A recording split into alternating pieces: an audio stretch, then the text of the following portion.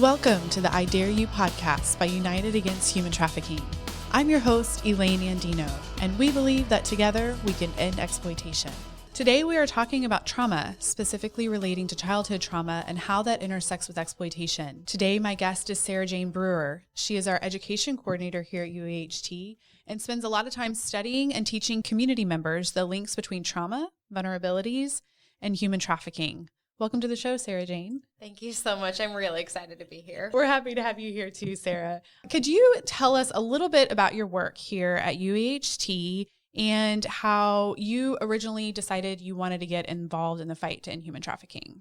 Yeah, I found out about human trafficking in 2008. I was in high school. I was learning about different social justice issues, and I learned about human trafficking through reading Kevin Bale's book, Not for Sale. And in that moment, I thought, this is the biggest human rights issue that there is, and I want to do whatever I can to stop it.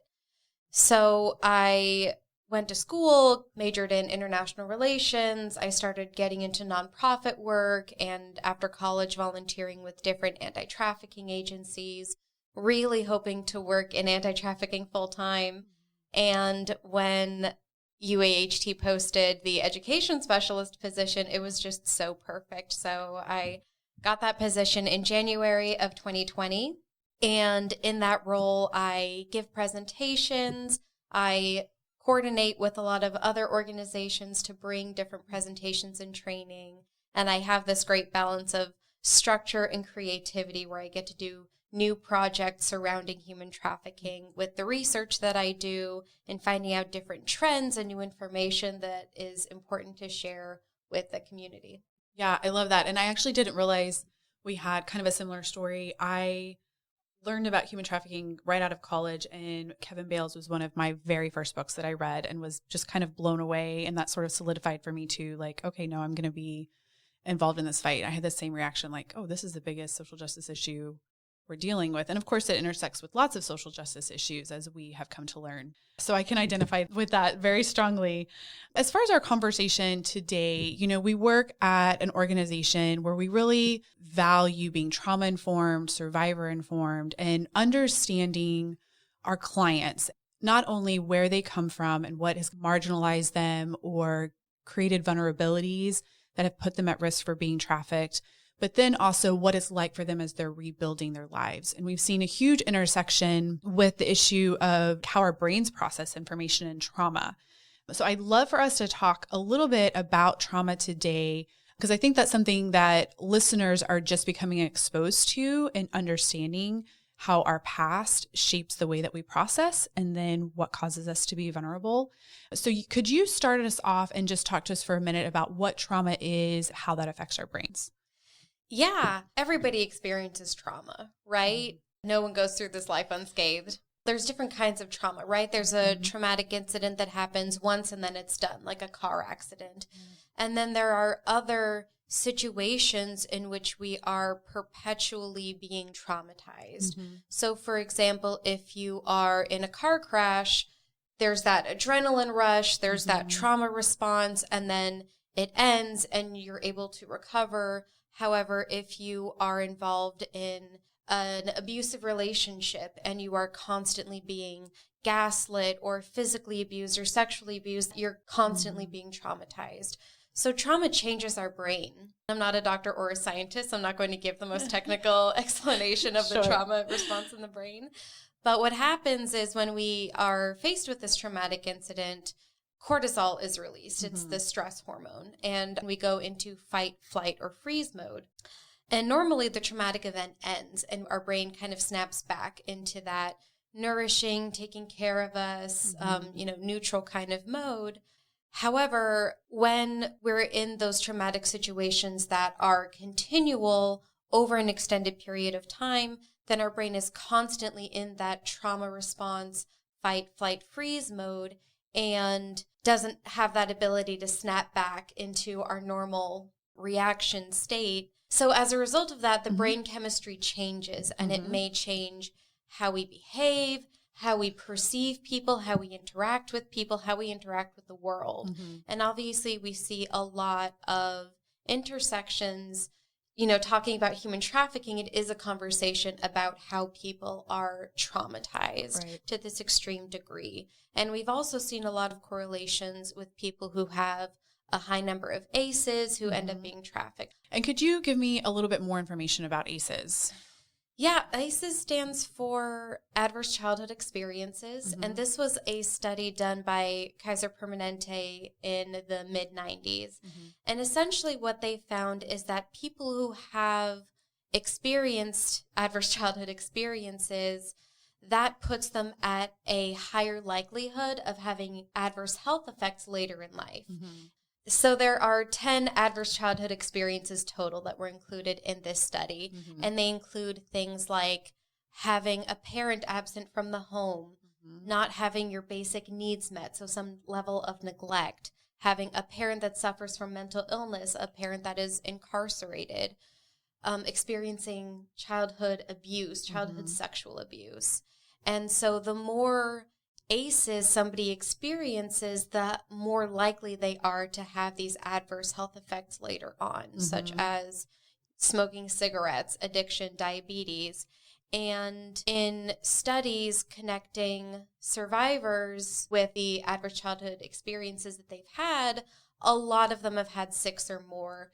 Childhood sexual abuse being that number one indicator that they may be trafficked. And what I think is super interesting about the different ACEs is there's some that are related to socioeconomic status, but really most of them are not related to socioeconomic status. It's things that we could all face, whether what race we are, what socioeconomic status we were, we can all really be affected by severe trauma that can create us in a position where we're more marginalized or more vulnerable to abusers or traffickers. So we're not inoculated, based upon like where we live or anything of that nature. Yeah, absolutely. And if you go onto the CDC website and look up ACEs, they have a lot of information where you can take the quiz and learn a little bit more about adverse childhood experiences, overcoming trauma.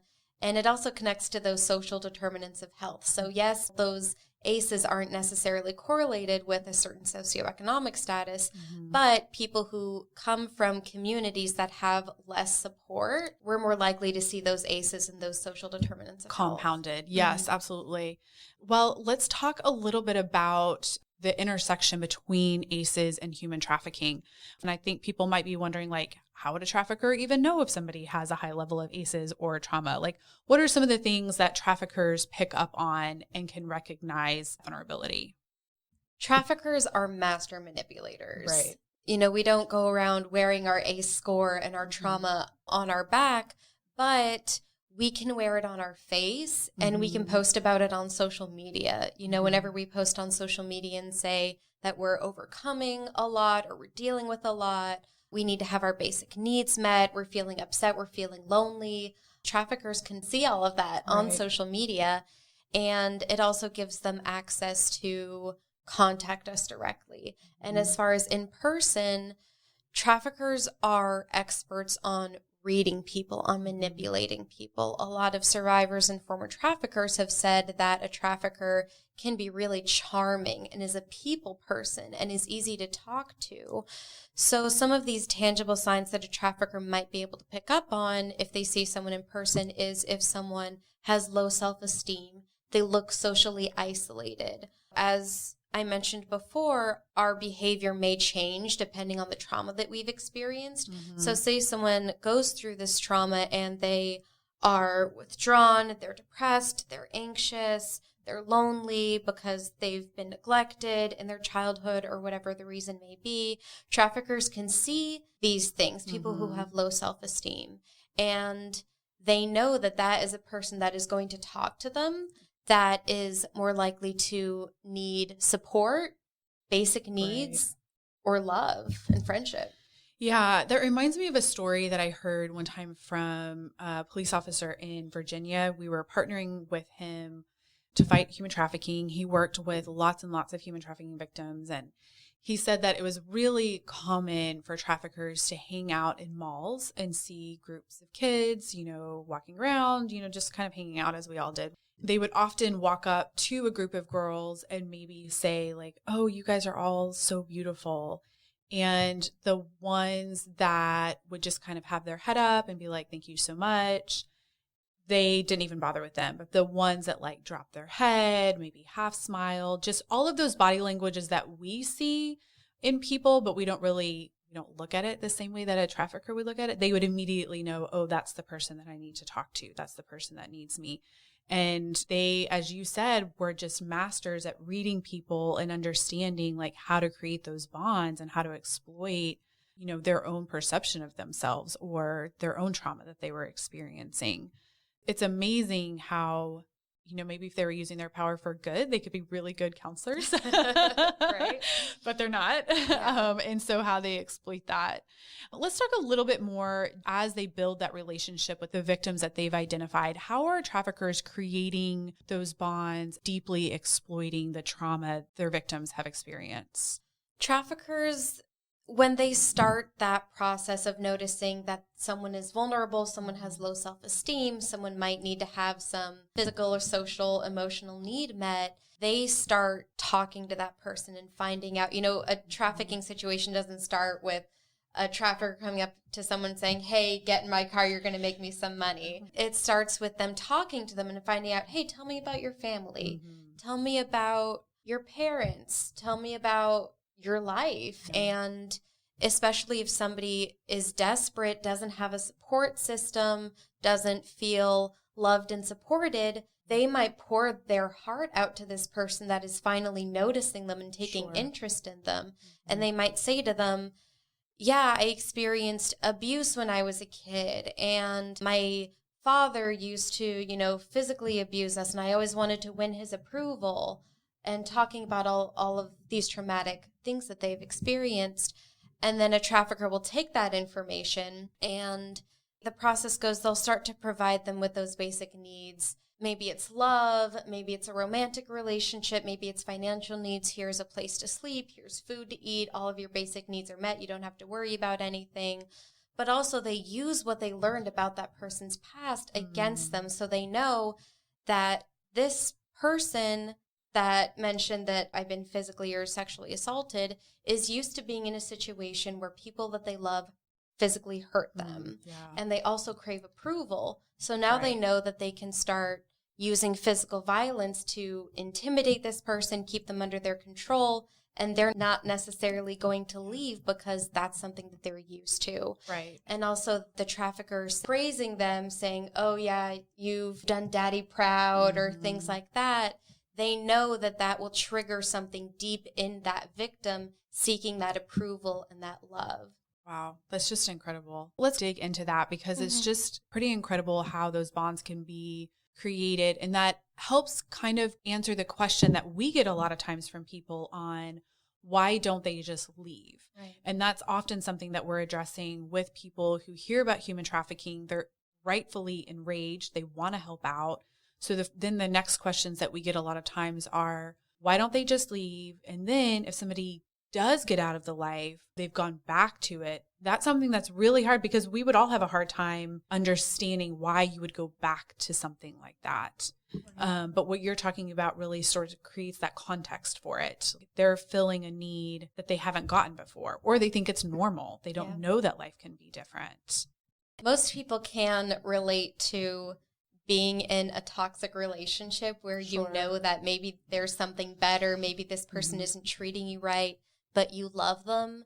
There are ways that they take care of you, and there have been good times with this person, and that keeps you in that relationship even though you know it's unhealthy. And that's a person who maybe hasn't experienced as much trauma can still kind of relate to that. So when we compound the trauma response, the changes in the brain, and people who have socioeconomic disadvantages and all of these factors that really contribute to their vulnerabilities in being trafficked, when you take all of that, it just makes leaving and starting new so much harder and a much more daunting task. Right. We've even heard from survivors who have said trafficking was the least bad thing that happened to me when they talked about the families that they came from and the other things that they experienced.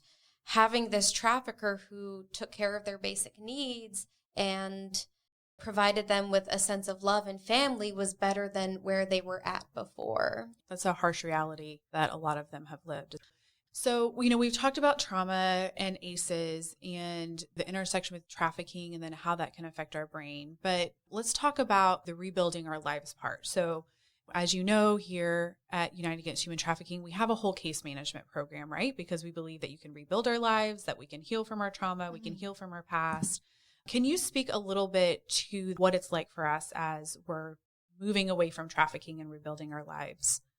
When someone's coming out of a trafficking situation, that can be such an incredibly daunting thing, the idea of starting your life from scratch. I mean, anybody who's kind of had to start over in any sense, the whole process of getting a job, getting your degree, graduating from college, getting a home, all of those things, even when you have the support system of family and friends, can be difficult on their own. But if you take, in addition to that, someone has experienced trauma, so they're coping with recovering from that trauma, which in itself is an incredibly difficult and heavy thing to do. And on top of that, maybe this person doesn't have a degree. Maybe they didn't finish high school. Maybe they feel that they don't have any job skills that they can put on a resume. They don't even know, if this trafficker was the one who was providing their food and paying the bills and all of these things. They may not know these basic life skills, budgeting, setting up your utilities, cooking food for yourself. That's another reason that people are scared to leave a trafficking situation, because the idea of learning how to do all of that from scratch is just incredibly scary. So I am so grateful for our case management program. Yes. I'm lucky enough to work alongside our case manager and see some of the amazing work that she does. And I know that we've been talking a lot about how people are disadvantaged and go through trauma and then how that can hurt people. But the thing that really stands out to me about survivors of trafficking is they are the most resilient people on the planet. They really are. They really are. And the good news is that our brain constantly can create new neural pathways and constantly learn how to live life differently. And it takes some time, and it takes some time away from the traumatic situation, and to be surrounded by people who care and are offering that support to help us as we're kind of relearning all these life skills that you talked about that they haven't had to. And the brain, the more I read about it, it's just fascinating to me about what kind of things shape our brain and then how it can constantly be evolving and healing and growing. Because 30 years ago, we had no idea that that was even possible. We just kind of thought what you've got is what you got. And, great job for the ones that have lots of intelligence and have come from a really good background. We're really sorry for those of you who haven't. But now we know that that's just not the case. And we really can rebuild our lives. I really appreciate you sharing all of this. I think it is super vital for not only those of us who are in this movement to really understand the intersection between trauma and ACEs and trafficking, but really those who are wanting to get involved and help and learn more about this issue. So I think a great way that people can get involved to help is on the prevention side, the mentoring and working with people who potentially are at risk for ACEs or trauma.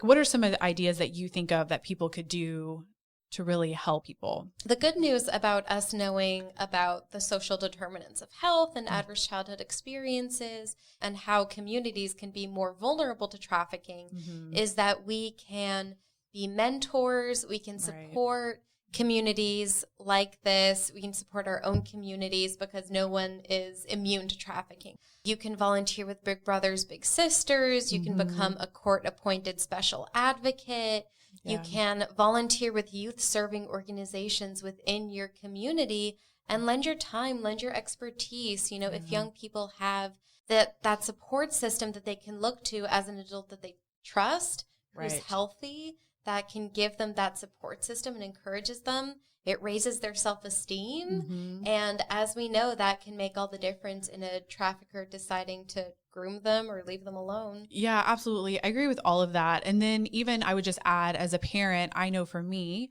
it's really important that I'm talking to my kids not only about healthy relationships and unhealthy relationships, and of course, building their skills on that, but my kids are going to go through difficult things in life. And so teaching them how to process difficult things, like we know little T and big T. So how to process little T traumas, or if they go through a big T trauma, how they can overcome that, which those are the things that just create resilience in all of us. And so when we do have somebody who could be an abuser or a trafficker comes our way, we've built up kind of that internal resilience and that language to be able to process. This is such awesome information, Sarah Jane. Thank you so much for being here. And for our listeners, if you have a chance, figure out ways that you could be a mentor, as Sarah Jane mentioned, to other kids.